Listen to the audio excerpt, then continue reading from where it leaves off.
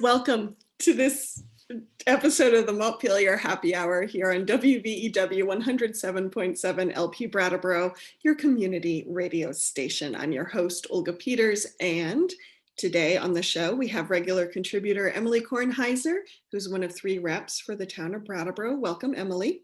Hello, Olga. Good to see you. Good to see you too. And Senate Pro Tem, as well as Senator for Windham County, Becca Balint. Hello, Becca. Good morning. And are you all still, I'm still feeling a little wigged out by the Zoom lady voice that came on a few minutes ago. Yes, I don't know. I don't know if it was the Facebook voice or a Zoom voice, but if about the recording. Yes, that was a whole new Yep. piece of the puzzle that's never appeared before. So Yeah. And part of me was like, well, I should hope so. That is part of the purpose of this today. Yeah. So I know. thank you, Emilie. Thank you, Becca, for joining us today. Congratulations. You made it through another legislative session. A historic session, Olga, one like no other. And for you, what made it historic? Oh my gosh. I mean, I know my answer to the question, but what would be yours? Well, to take over in the Senate as the leader of the chamber during a pandemic, during a lot of economic uncertainty, being sworn in the week we had an insurrection at the Capitol. We had a new president being sworn in a few weeks into our session. So much change at once. We had so much pressure on us to both think about short-term needs of Vermonters while juggling the long-term.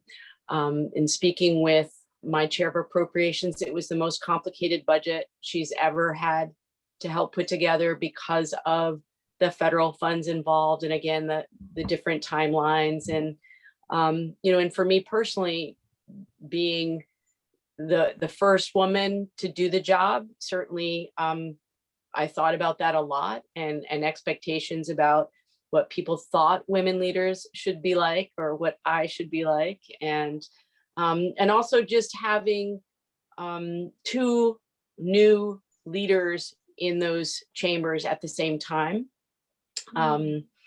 So when I look back at what we were actually able to get done, it's kind of remarkable. People really, on most days, brought their best selves to getting work done for Vermonters.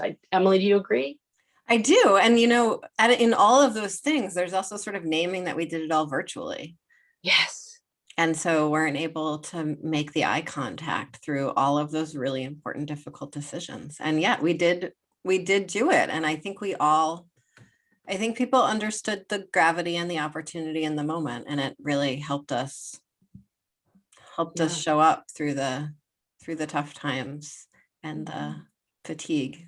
Yeah. And the other piece of this, which I know is near and dear to Emilie's heart, and I'm sure it is to you too, Olga, which is this was the most accessible legislative session we've ever had, especially for those of us in the southern part of the state. Yeah. Right. So normally you would have to drive 2 hours one way. Maybe you got to testify, or maybe your committee that you went to testify actually ran out of time and you didn't get to testify. Maybe you tried to get into a committee room, but it was all crowded and all you could do is, sit outside the room, with a bunch of lobbyists and advocates trying to listen in, and then get back in your car and drive another 2 hours. So that doesn't work for us in Windham County and in Bennington County when I think about my colleagues right across the county line. And so that's exciting to think about. How do we, going forward, integrate what we love about in-person, keeping the doors of the State House open, really, as Emilie said, being together in community, eye contact, hearing the lilt of people's voices, seeing their mannerisms in a different way, but also having it accessible to people back home is exciting to think about those changes. So. And has the legislature, the State House, been able to have conversations about that? Do you have kind of a plan going forward about how we can keep that level of accessibility? A lot of conversations. As you might imagine, with any sort of legislative endeavor, there are a lot of committees involved. So there is not one person or even two people that make those decisions. So essentially you've got a Senate Rules Committee, you've got a House Rules Committee, you have a joint Rules Committee, you have a joint Legislative Management Committee, you have a State House Advisory Committee, you have The Institutions Committee on both sides. Exactly. Yes. You have input from Sergeant of Arms, Capitol Police, all the attorneys and joint fiscal, since they are in the Capitol, what we call a Capitol complex. And so we are starting to have those conversations. Those are going to be difficult conversations all summer and fall as we try to figure this out. But it seems pretty clear that unless we have another big wave of infections, which I'm knocking on wood, which hopefully we won't have, that the House and Senate legislators will be back in person. The State House will be open, and then we'll figure out how to integrate the remote piece of it for witnesses, perhaps for fiscal analysts, for lawyers. And so we don't necessarily have to go back to exactly the way it was before with having all of those people in the same room at once. We do think it's important for legislators to be present. And so, we are having those conversations now about if we are going to move in the direction of being back in person. There are some committee rooms that were unhealthy even before the pandemic hit. And that's actually even more true for the House than it is for the Senate. We had an airflow quality test essentially done, and the House rooms are in much worse shape than we are in the Senate. And so there may be a kind of dance that we'll have to do of doing some split shifts in some of the bigger rooms. So it's not clear what that's going to look like. But I heard that there was going to be these like cool 360-degree cameras in all the committee rooms that, they're smart cameras that when you speak, they zoom in on you. So it's not like, I don't know how often, if you've ever been in a meeting where everyone's in person, except you're the virtual one and you're just like sitting in a laptop, not really seeing anything. That is not a quality experience to have. But with these cameras, it'll be much more like the experience that you get when you're watching someone on Zoom and you see the individual face talking. It won't just be like this back of the room view. And what I like about that too is, sorry, Becca. No, go ahead. As someone who does not cover the State House regularly, because just 2 hours driving from Southern Vermont, I would sometimes listen to different audio versions that I could stream over VPR, even like when you were all on the floor. But because I didn't know everyone really well, sometimes just hearing the voice without seeing a face is really, really tough. Yeah, absolutely. So that's nice to be able to have a face to go with a voice. I think that there's probably a lot of legislators who have been doing this longer than either of us have, who really, really struggle, like might have believed in the democracy aspect of being on YouTube, but really, really struggled with the reality of having so many eyes on them all the time, both in terms of like couldn't really get their head around it and function in that way, and then also really just were incredibly uncomfortable for the whole period from it. And so the other thing that I appreciate about the smart camera is that you get a little bit of a break. So if you're not talking, it's not eyes on you. And so I think that's also a nice little piece that you get breaks from being stared at all day. I was talking about that dynamic this morning, Emilie, with an interview I did early this morning, is that we say all the time, but people forget it, we're a citizen legislature. And we're not necessarily all ready for prime time. And I mean that in a very loving way, right? And so it is, I think it's been very jarring for some legislators, as Emilie said, who have done it for a while and perhaps are older or not really on social media right now, to all of a sudden have everything that they say, every gesture they make be scrutinized, not just by Vermonters, but now that it's over Zoom and YouTube, very easy to link, obviously, to Twitter and Facebook. And I think that has been really tough for some legislators, realizing that everything that they say needs to try to, we need to be careful in our words about context and nuance. And of course, we don't necessarily live in a world right now that appreciates nuance a whole lot. And so that's been a challenge for many of my colleagues, and for me as a leader, to try to figure out, how do I get them the training that they need, not just around really important consequential things like gender and race and equity, but also, how do you run a meeting over Zoom? It's very different from trying to run a meeting in person. And what are the skills that we need to work on in that setting that weren't necessarily top of mind for people before? And Emilie and I have talked about this a bunch throughout the session, which is, there's something really lost when you're not together having those hard conversations in person, and you can't take time in the same way, right? Like, if you're in a committee room and there's a big quiet pause for a while, it's not as awkward as if you're all on Zoom and everyone's just looking straight ahead, right? And nobody's saying anything, right? Whereas in a room, you can all look to the chair or look to the witness, and everybody knows, oh, we're giving space to the witness, or we're giving space to the chair to figure out what's next. But that doesn't translate over Zoom. So then people try to fill in that time, right? And so it's fascinating. Well, with Vermont's broadband too, and everyone's not talking, everyone's like, am I frozen? What just happened here? I realized that I have this like weird new twitch where I do that to my face to check to see if I'm frozen or not. And it probably looks really strange to people who are watching it. Well, it's true. I realized that I do this thing with my throat when I'm thinking, and I knew it intellectually, but until I was on Zoom, I was like, oh, that's what it looks like when I do that thing. And what does that look like for people at home? Or what's she doing with her throat? So it's very strange. And I heard on some podcast how plastic surgery the requests for plastic surgery have gone up dramatically because people are seeing themselves up close. They're like, oh, that's what I look like. So that's a sad commentary. That is a sad. Yeah. Yes. Yeah.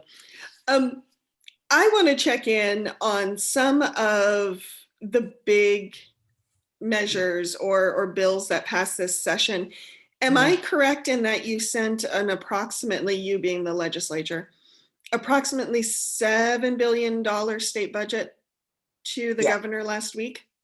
Yes. And so far it seems like he's going to sign it, but has he signed it yet? Hasn't been signed yet. I did receive some pretty clear indications from the governor's office last week that they did not anticipate vetoing either the budget or the tax bill. Of course, until it's in the can, pen hits the paper. Exactly. But we did work really hard over the last few weeks with the administration to come to agreement. And for people who may be watching, it wasn't a lot of disagreement about how to spend the money. There was some, but it was mostly about what money was being used. And that's a little inside baseball, is about how much of the federal dollars, how much of the, general fund dollars we were anticipating another boost in revenue from sales. And so it was a lot of figuring out what money to spend for what projects. But in terms of the big ticket items around broadband, climate, housing investments, childcare, what am I forgetting, Emilie? Those are the 4 for me. And so we did have a little workforce. Thank you. We did have a little bit of a, I would say, a philosophical and values disagreement about what the ARPA funds were supposed to be used for. So we had more of the money set aside for what we were calling human capital, human investments around workforce development, around thinking about the needs of individual workers and families. And that was a disagreement. The governor had said to us, well, I want most of the ARPA funds to be spent on, he kept saying, bricks and mortar. I want them to be here, 20, 30, 40 years from now. And one of the things that we kept saying is that we didn't seem like the guidelines that came down from the federal government were really going to be giving that indication that that was where the money was supposed to be spent, especially given, as you said, there's probably going to be an infrastructure bill coming. So Emily, I'm sure you've thought about this too. I don't want to monopolize. No, I mean, it made, I think the conversation, what's so funny about what's really just incredible about all of this, is that the conversation about sort of that first pot of COVID relief money, it really felt like this is all we were going to get and we were going to do it the best we could. And then with ARPA, it's very much in the context of this is what we already did with the COVID relief. We know the infrastructure bill is likely coming, might not be exactly what it's imagined as now, but we know there's going to be another huge infusion coming. And so it really changes the way we have a lot of the conversations about what's possible and what needs to happen immediately versus what we're investing in and setting up for long term. It's a really different conversation than it would be otherwise. And I think in that context, it becomes much more important to put people first and put Vermonters first and have the infrastructure follow, which is, also what the federal government has done, with ARPA being a much more sort of human-centered set of guidelines and the infrastructure bill coming after too. Right. Yeah. Well, what I find interesting about that conversation is, as Becca said, there was negotiation happening between the legislature and the governor about bricks and mortar or human capital. And it feels like this has been an ongoing conversation with the administration, in that, early on, the governor spoke about affordability a lot. And it's like, well, that's great. I think a lot of people would agree that Vermont needs to be more affordable, but what makes something affordable? For him, it was keeping taxes down. For someone else, it might be more benefits. And it feels like that basic conversation has not changed. Am I wrong with that? No, and in the same way, we're, it's not as if this budget was straight social human infrastructure. It had a huge amount of physical infrastructure in it too. It has the broadband and the housing, and a lot of money going to IT. But it's like, it really sort of comes down to all of the framing. And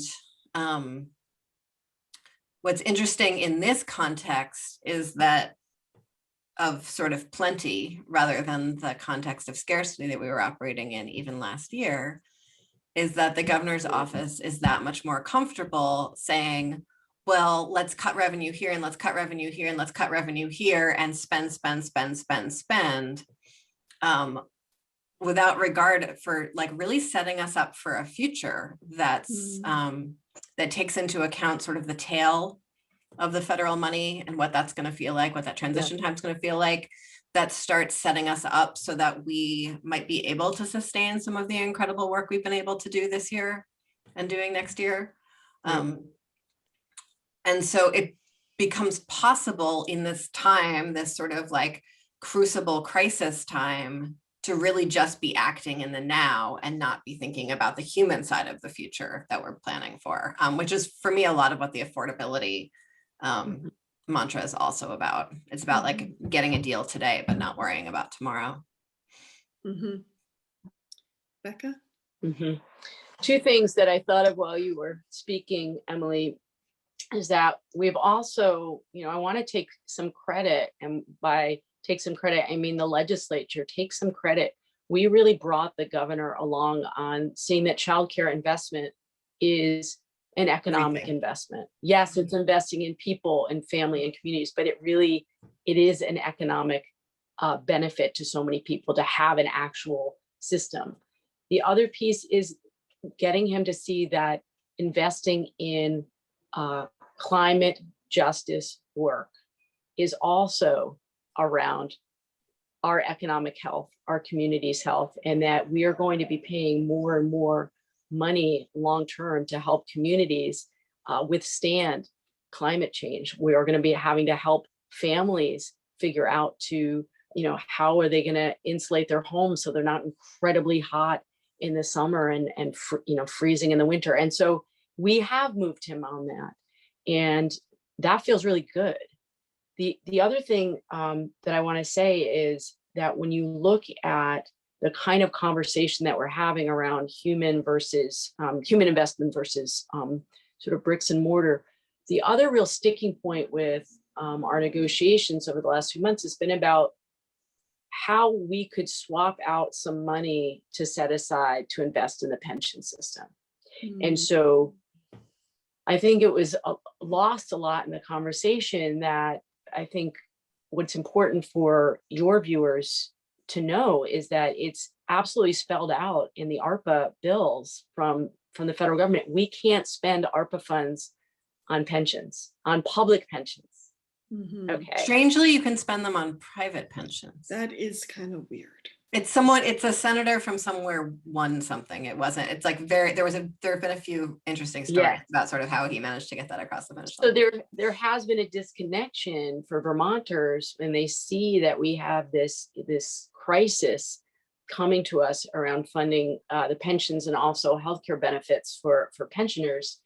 And why can't we spend this federal money? So we're prohibited from doing so. However, what we said to the governor is, well, then let's swap in some of those federal funds for things that we can, and then free up the general fund dollars to set aside for pensions. And that was a point of contention. That is the one thing that was still sort of in my mind in the last few days. Of like, I could still see a veto coming down over that because he was so strongly publicly averse to us doing that. But I think it's the very least we can do as a sign of good faith to all those people who are paying into the system. They want to know that the state government is doing their part to set aside a big chunk of investment too. And I'm sure, Emilie, you might have other things to say on that, but that I don't want that to get lost. It won't solve the problem, but $150 million on top of us meeting our obligations to folks who hold pensions this year. So that's not even the total. That's on top of what we were investing this year. So. Thank you, Becca. We have just about 5 minutes before we need to go to break. So I want to check in, excuse me. In the second half, we can dive into some of the bills that did or did not pass. But before we leave this section, what do you think is really key for our listeners to understand about this legislative session and where Vermont's heading next? I think we have named the problems and started addressing them at the same time, which is really powerful. I think there have been previous sessions we were able to name some of the problems. For instance, broadband has been named over a number of years. The housing crisis has been named and identified over a couple of years. But the fact that we were able to name it and start solving it is huge. I mean, that's groundbreaking. Those are really two of the biggest issues that hold, childcare too. That's another one, huge. We've really there's been momentum over years and years around the crisis point on all three of those issues. And because of the pandemic and because of the investment and because of the groundwork we did, it's not we needed all three of those pieces to really move those ideas into reality, into really starting to solve those problems. So for me, those are the three biggest things to take away from sort of the work we got done this year is really, and that makes individual families' lives easier, all three of those things. Yeah. The other thing that I would agree with everything that Emilie just said, and the one thing that I would add, which sort of undergirds all of this, is really started this session wanting to very intentionally try to restore some faith in democratic institutions. And it is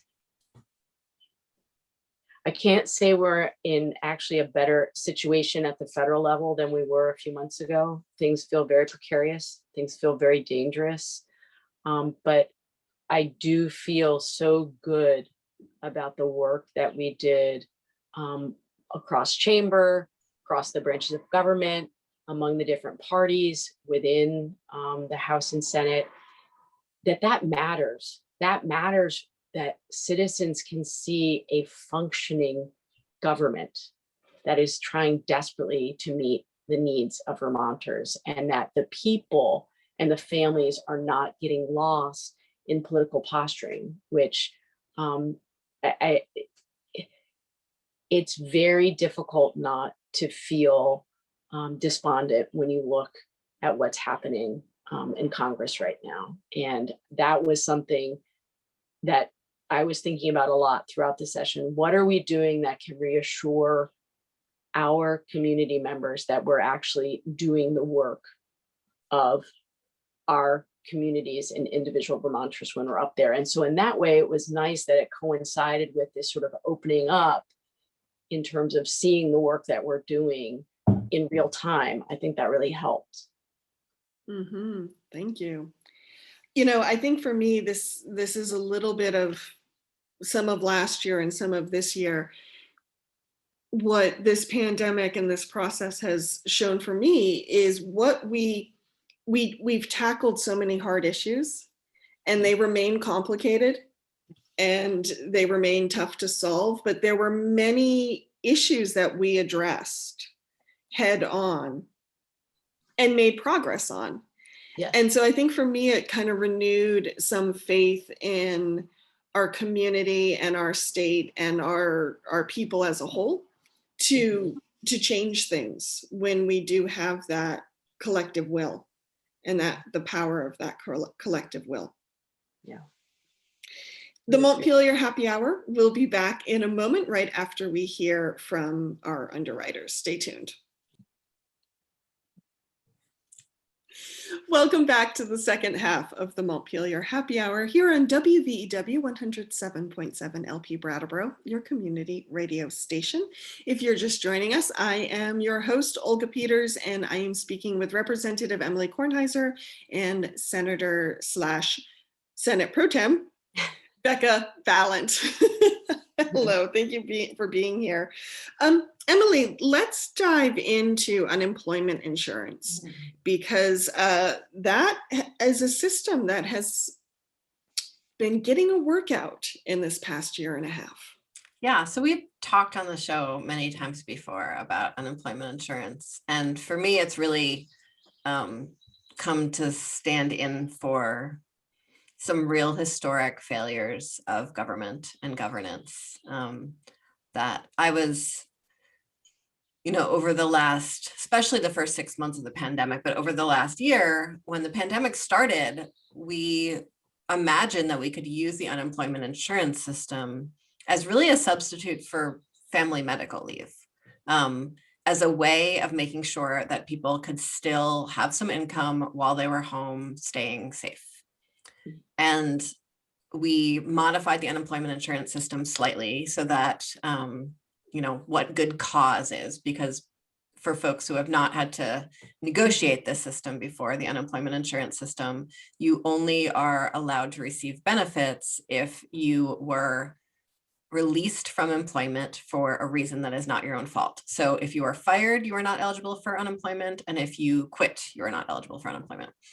But we changed the system just a little bit to make sure if people were leaving for health reasons, basically, because they needed to quarantine or something like that, or they didn't have childcare, that they would still be eligible. And so there was so much promise there for me in the government's ability to adapt and to take care of Vermonters' needs in a time of crisis.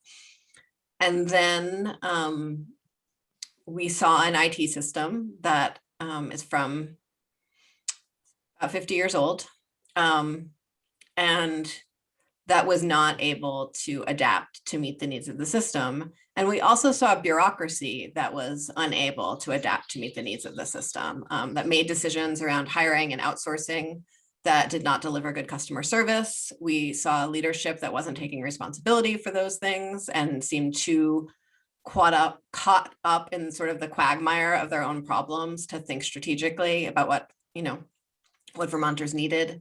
And a lot of confusion and fear from there. And we saw legislators step up and really like jump in and start trying to help, really doing like case management to help people get their unemployment insurance benefits.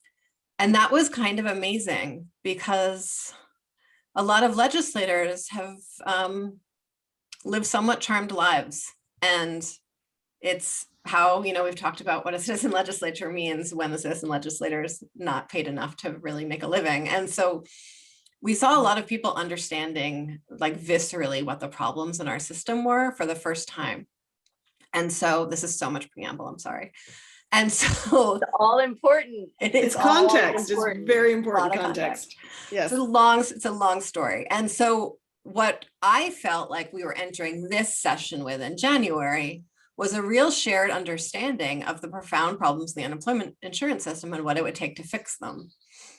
But what happened at first is that the committees of jurisdiction were really pulled in other directions at first, and not able to focus on the unemployment insurance system, and still focusing instead on how to get more money to Vermont businesses. It turns out that Vermont businesses have received more money both per capita and as a share of GDP than any other state in the union, which is really incredible. I mean, part of that is how large our appropriations are that we get from the federal government, but it's a combination of how folks were able to access PPP and all that. Anyway, we did a lot of supporting of businesses, and the unemployment insurance programs were really starting to fall through the cracks as something that wasn't solvable. There were a lot of bills on the wall and not a lot of movement.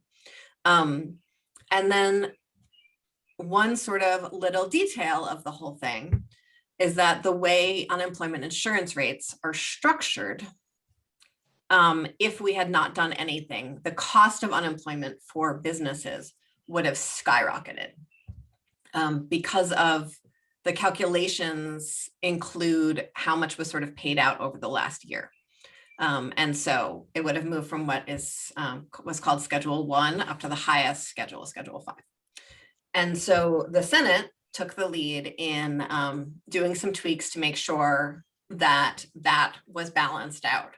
And then the question was asked in the Senate, well, if we're doing this for employers, what are we doing for employees and for all of the folks who have been caught up in this really intense quagmire? Becca, perhaps you would like to take the storyline from there, unless you want me to keep on talking for another 20 minutes. Well, I don't mind, since I'm pulled in lots of different directions as pro tem, and I know that the play-by-play, you probably can give people many more details. But so I'll just, simply put, we did want to pass a package that was relief to businesses and also some increased benefit to workers. And what we've settled on was something called the extra dependent benefit. And I don't want, again, I can see us like we could go down this whole other rabbit hole of why we made that decision. But so we were able to pass it after a lot of work in the Senate, bringing people along. That it was important to have a balanced package, send it to the House, and their committee in the House Commerce Committee, looked at the work that we had done in the Senate, and they actually came to some different conclusions. And I can take it back from there. Yeah. So, and the Senate in this dependent care benefit was acknowledging what some people have called the she-cession, in that, providers, those with dependents, are those who seem to have suffered disproportionately through the economic impacts of the pandemic. So it was a real acknowledgement of the particular face of this recession. And so when it came over to the House Commerce Committee looked at this and said, our IT system, this is my very charitable interpretation of the story, just so everyone knows I'm being charitable. I was very curious to see how this so our Commerce Committee had conversations with the Department of Labor, who would have to implement this change, and said, our IT system actually cannot handle dispersing dependent care benefits. And took out that portion of the bill, changed the calculation around how business relief happened to actually like make it simpler. And I think, that was an improvement. And then also the Senate sent over this like really great pile of studies, but it was so many, and usually the Senate hates studies and the House loves studies, but in this case, I think some of their compromising wound up with like everyone who was a little bit upset got their own study added to the end of the bill. Is that what happened? So it was like 5 studies tacked onto this bill. So that's what the Commerce Committee passed out. I was sort of beside myself that there was nothing in there for beneficiaries, and a lot of my colleagues were too. It came over to the Ways and Means Committee as it was supposed to, and we had a lot of conversations with the administration. At one point I said, we have a spaceship on Mars right now, and so I don't want you to tell me it's not possible. I want you to tell me what you'll need to make it possible. Mm-hmm. But sometimes, when people feel very much under stress, they just close up and say, no, no, no. So trying to move beyond the no to what can we do? Mm-hmm. The one thing that the IT system is capable of is paying out sort of an extra supplement a month. And we know that because they're already doing that with the federal supplement. Mm-hmm. Right.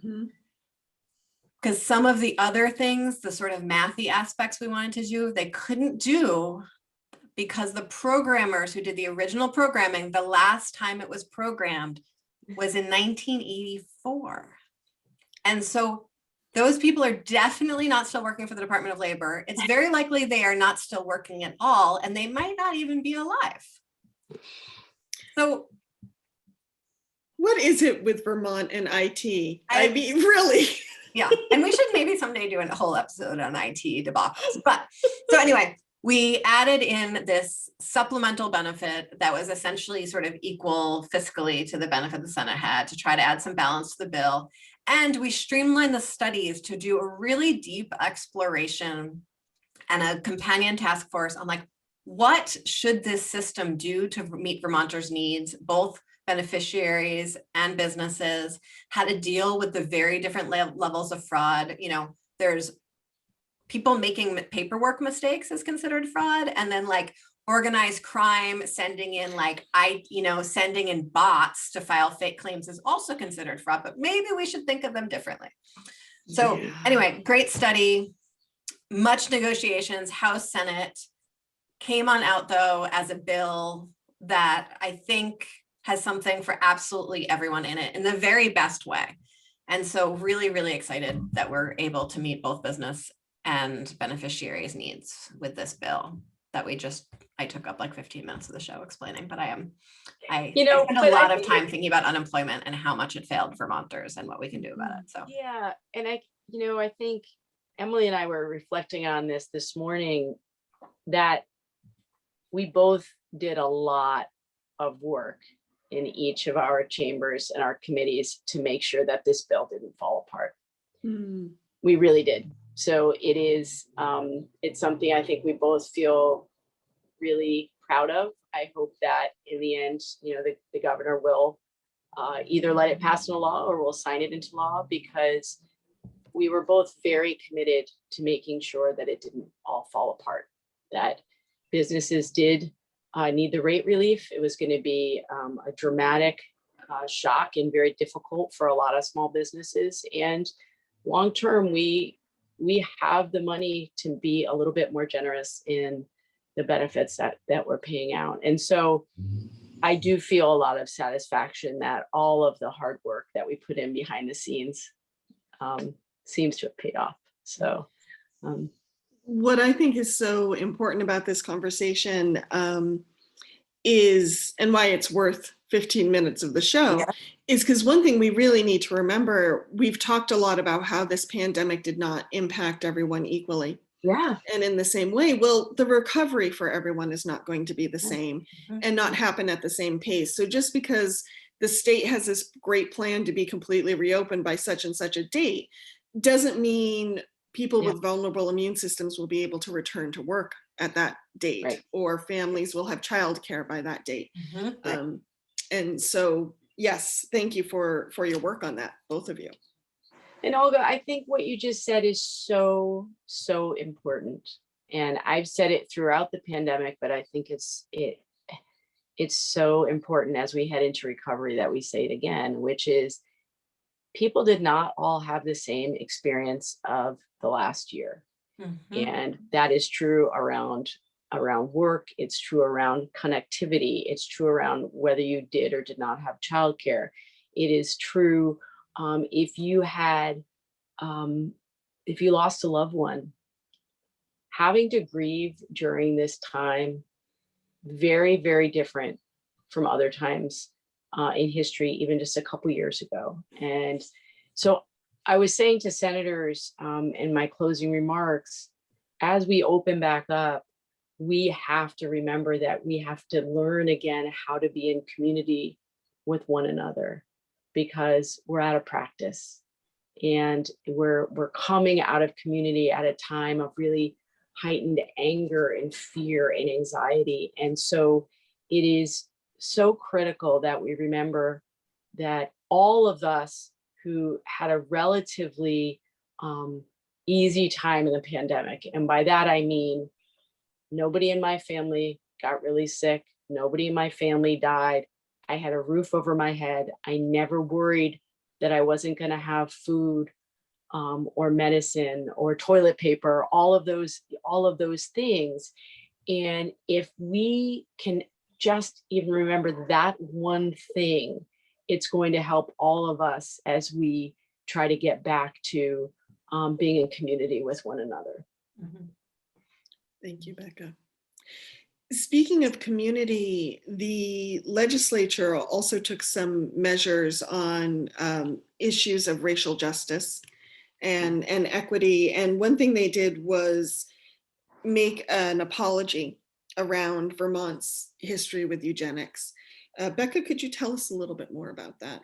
Yeah, so that was something that started on the House side in the House General Committee. And for me personally, it was a really important gesture to make, because I, as part of my master's in history, really studied Native American communities and Native American land claims. And when I was writing my thesis, my professor, who was in Massachusetts, not in Vermont, said to me, before you do any more research and writing on your thesis, you need to read this book, because you're a Vermonter. You need to read the book Breeding Better Vermonters. And I said, oh, I don't know. What is that about? And she said, well, it's about the eugenics movement in Vermont. And again, I said, what are you talking about? Like, I did not know about it. I didn't understand that it had been housed at UVM. I didn't understand the interaction between UVM and the Professor Perkins there, and how you had people within the German government, looking to see what it was that we were doing with that eugenics project here in Vermont. And so to finally be able to say that it was a horrible chapter in Vermont's history, and that it still has trauma in those families and those communities, that's what I think is so important. It isn't the resolution really isn't structured about, oh, this happened all that time ago and that was really bad and we've moved on. It was, we're acknowledging that this kind of betrayal of families and communities has long-term consequences. And so I think it was a really important topic to take up for so many reasons. And I know the House did a really, really careful job with it, spent months on it, making sure they could get it right. So by the time it came to us, a lot of the homework and the context and the background had really been done. And it was just about really educating my colleagues about this chapter. And people had varying levels of understanding. But one of the things that I highlighted for our government operations committee, when I met with the chair and a couple members from the committee, was that there was this tension around, well, were Native people impacted in the same way that other people were impacted? How come we don't see a lot of Native families appear on the census? And I said, well, let's talk about that. Let's talk about why people are misidentified on a census, and what are all the reasons, culturally and politically, that why that might happen. And that census documents from that time, right? That was the historian in me that could say, let's look at how census records are impacted, about that what you're seeing at face value may not be exactly what's happening under the surface. And so there were some really interesting and important conversations that we had. And for listeners who want to sort of dive deeper into that conversation, I think about 2 months ago, people can find in the archive, we had a conversation with Rich Holshook about that. Oh, great. And Yes. so if folks want to listen to a longer episode that's just about issues of eugenics and Native American land claims, they can pop into the archives for that one. Great. Mhm. And I will try to link it in the show notes of this show. Fancy pants. Yeah, I'll tell you. Mhm. And I mean, I think too, Olga, on a much bigger scale, one of the things that Emilie and I talk about a lot as friends and as colleagues is that how we show up to work is different because we are women. It is different because, as a queer person, it's different because of cultural background. And that the more that we keep reminding each other of that, the better product we get. Because there have been multiple times when I've had to say to a colleague, that is your experience. That is not my experience in the world. That's not what it feels like for me to be in a room having this conversation. I come with all of this other discrimination that I experienced, or experience that I had, that does not necessarily lead me to feeling that I am sitting right now in my power in the same way that you are. And yeah, go ahead. Yeah, I mean, I think, what has been extraordinary actually this year is that when we talked about the eugenics apology on the floor, when we talked about the trans panic defense on the floor, to some extent, when we talked about some really significant reforms in sexual assault bill legislation that we did, when we talked about those things on the floor, more and more people were able to really connect their personal experience and their personal lives to the changes we were making there. And that was really the eugenics bill in particular, some really powerful stories and vote explanations there from Vermonters, Vermont legislators.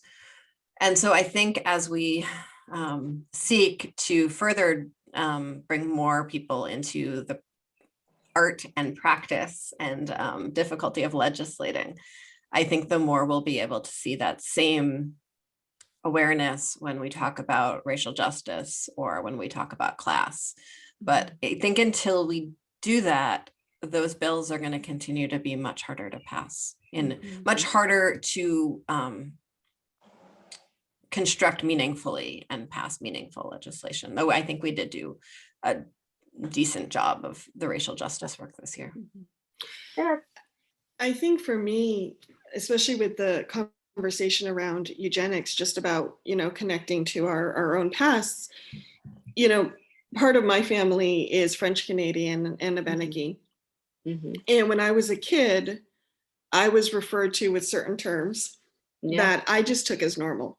And it wasn't until I got older and I was talking with some history teachers and I was talking with some other historians where they would say, well, this term, that's a eugenics term.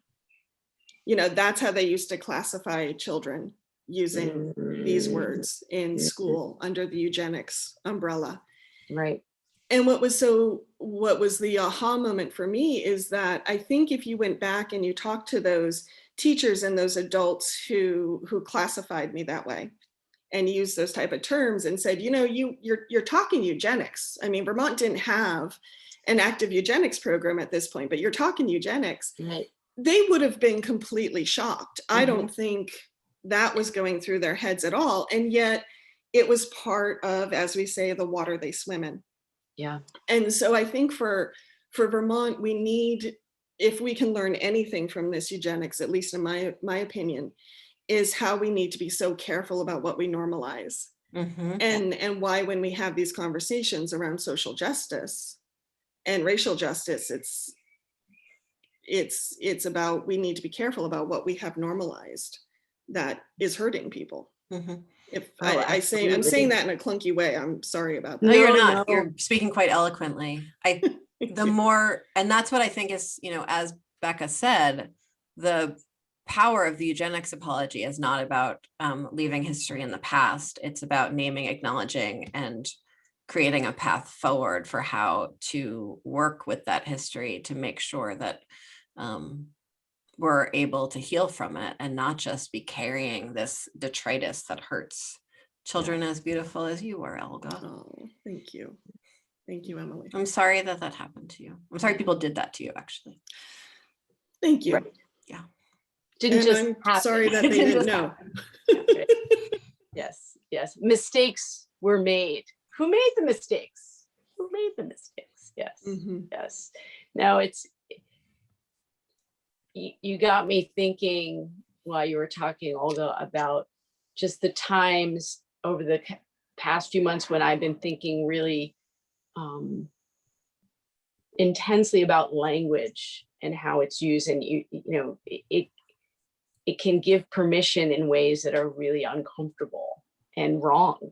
And so thinking about, we had a senator fairly early in the session use the expression cakewalk on the floor, and he did not understand the what a racialized term it was. He didn't understand the history of it. And there were several of us within the chamber and on staff who all heard it and reached out to him and said, hey, you use this term. Do you know what it means?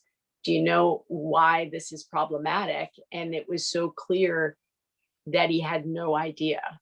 And so we did an education piece that was like, not in a, you're a bad person sort of way, but we all have these terms that we have incorporated into our language that are not, they're not acceptable terms. They are alienating terms. They are othering terms. And he actually did a really lovely job apologizing on the floor and talking about the only way forward is if we have these really difficult conversations. If we are, nothing good ever comes from shame, right?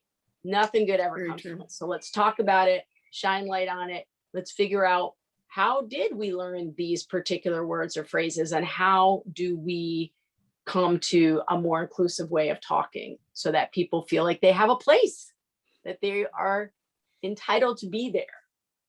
I'm looking forward to, as we do more work on the pupil waiting for schools, which is another fairly significant bill that we passed this year. That's S13. And that's really, setting us up to implement some real changes in education funding and finance in our state. A lot of the conversation is about how do we measure the cost of educating children who are living in poverty.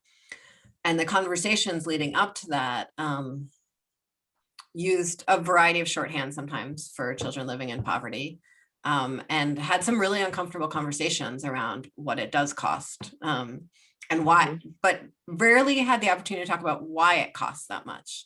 And so I'm really looking forward to that. That's one of the task forces that's going to work this summer, to diving into that in a much more meaningful way and doing it in a way that really brings in those children that are living in poverty and their parents and people doing the best they can, and schools doing the best they can, but really trying to shift the narrative a little bit in those conversations, which I think is so much easier and more possible when we know people are watching us. And that's like, to sort of loop back to that first conversation we had about being on YouTube all the time.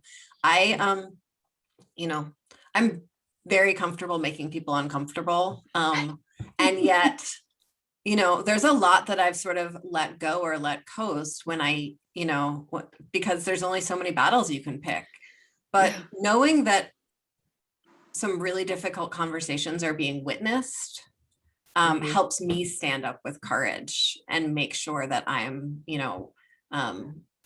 really leading with my values and working from my values. So that's sort of another piece of that work that I think is really important. There was another bill, S79, which did not make it across the finish line, but is so close, So close. and will any minute now. So before- it passed the House and the Senate and the House, and we didn't have time to get it all the way out of the House and over to the Senate because things need to sit on calendars for a certain number of days, and you need a super majority to suspend rules, like so much of a super majority that you need Republicans to agree to suspend rules, and neither body could suspend rules on this bill. Mhm. So we'll pick it up at the veto session or in October, or maybe it'll wait till January. But anyway, what I was going to say about it is, on the floor, we were having just these appalling conversations about landlords and tenants and how tenants behave and what landlords need to care for, to deal with troubled tenants. And it was just, it was outrageous the way people were talking about tenants. Really just appalling. And knowing, I did have a moment of comfort where I was like, well, maybe most of the renters are too busy working to watch this terrible thing happening. That was like the most I could soothe my soul. But finally, some colleagues stood up and really talked about the rights of tenants in that conversation. But that's going to be a really important housing bill. That's the housing registry that will really set up a list of long-term and short-term rentals, have some really basic safety standards, like nothing fancy. And then also has really significant investments in it on building rehab. And did you say that you think that bill can be taken up in October? Or maybe even in Senator Balint? What's the timeline there? So it is, when we come back for a veto session, we already have a bill that's been vetoed, 107, which I know is important to my chair of government operations and judiciary. And we will be returning for a veto session in June 23rd. And when you're in a veto session, you don't just have to do the work of addressing the veto. So this is when you're looking at Vermont law, if the governor calls us back for something, we have to do the work that we've been called to do. If we call ourselves back, we have more leeway into what we can get done, which is why when this bill didn't quite make it through all stages of, didn't make it through all stages of passage, okay? And I just want to back up for a moment, because I think it's really important that people understand why we have the rules that we do and that they're actually not arbitrary. No, and thank you for backing up. And so when Emilie says it has to appear on the calendar for a certain number of days, that is to give everybody a chance to examine the work, right? Make sure there aren't mistakes, make sure we haven't forgotten some important aspect. It's that time of slowing down, taking a pause and looking. So there's that piece that it's also like warning a meeting, right? It's like warning a bill, like you have to have time to examine it. And I know there were some frustrations both within the legislature and from sort of outside advocates on this bill and a couple other bills that didn't quite make it through all stages of passage. And I just want people to understand that these things don't just happen like out of the blue. They happen because somewhere along the line, the process got slowed down. Sometimes that's because a committee didn't do their work as efficiently as they could have. Sometimes it's because you couldn't get a witness in and you really needed to hear from them. Sometimes it's because somebody did the math wrong and didn't realize they had a certain number of days they needed to get it through all stages of passage. And so we had a little bit of an internal discussion in my chamber about what should we do as a caucus to force the Republicans to suspend rules. And I took a pretty strong stand that is not actually as a body where I want us to go. You do not want a majority acting like tyrants to the minority. We have rules for a reason. And so it is possible that we could get it done in June. The beauty of the biennium is none of these bills go away. They're still in play. If we don't get them done right now, we'll take them up in January. But I think we always say, well, we're better than what happens in DC. We're better. We're not those people. Well, let me tell you, some of the conversations that I heard last week, I was like, I think actually we're just a hair's breadth away from becoming that if we don't check ourselves, that we have a process that is perhaps, certainly looking through the lens of gender and race, there's work to do there. But in terms of the majority ramming something through because they can, that is not who I want to be. And I want to do due diligence in making sure we're doing good work. So I just want to make sure that got said. Well, and we should note, thank you for saying that, Becca, because whether we like it or not, our system of having time on the calendar for people to review things and taking that time is also about letting voices of dissent have a place, because dissent is as much a part of the process as not. And so thank you for sharing what you just shared there, that dissent is part of the process. Yeah. And just ramming things through. I mean, yeah, that's not the kind of government that I want to have. Yeah, just not. And I've been watching the clock, and yes, we are a little bit over time. So we should wrap up, but in lieu of a toast today, I want to make sure we touch on, I believe it was resolution SR 11 to honor and commemorate George Floyd. If one of you could tell us a little bit about that resolution before we head out. So it was a resolution that was passed, I believe, in both the House and the Senate. I know it was unanimous on the Senate side. And it was about acknowledging where we were a year from now, that a man's life was taken horribly. It goes to the heart of what we want policing to look like and not look like, but it also is an acknowledgement that it sparked a movement that has been building for decades. And unfortunately, this was the spark that acted as a catalyst to wake so many Americans up to the fact that we've never gotten our house in order.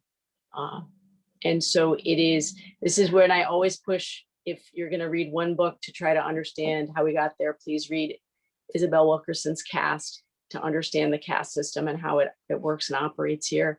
But there's going to be a day of remembrance tomorrow. And I know I will be doing some deep reflecting on where we go from here.